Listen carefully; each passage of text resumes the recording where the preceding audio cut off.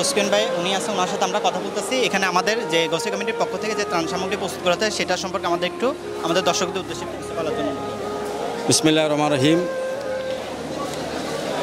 আঞ্জুমানে রহমানি আহমদিয়া সুন্নিয়া ট্রাস্টের একক অঙ্গ সংগঠন গোসিয়া কমিটি বাংলাদেশ চট্টগ্রাম মহানগরের আওতাধীন 16টি থানার উদ্যোগে বানবাসী মানুষের পাশে দাঁড়ানোর জন্য উদ্যোগ নিয়েছি।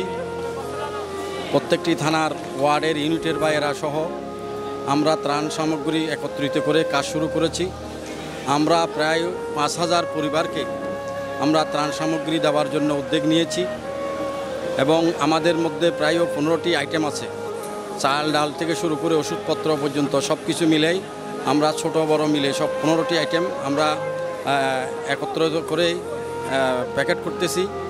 ইনশাআল্লাহ আমরা আপনাদের মাধ্যমে আমরা চট্টগ্রামবাসীকে আহ্বান জানাবো, অনুরোধ জানাবো, আপনারা এই বানবাসী মানুষের জন্য গোসিয়া কমিটিকে আপনাদের আমানত আপনারা যদি সহযোগিতা দেন, আমরা ইনশাআল্লাহ আরও বেশি করে মানুষের পাশে দাঁড়াতে পারবো। আপনাদের সহযোগিতা কামনা করছি। সবাইকে ধন্যবাদ। আসসালামু আলাইকুম। অসংখ্য ধন্যবাদ।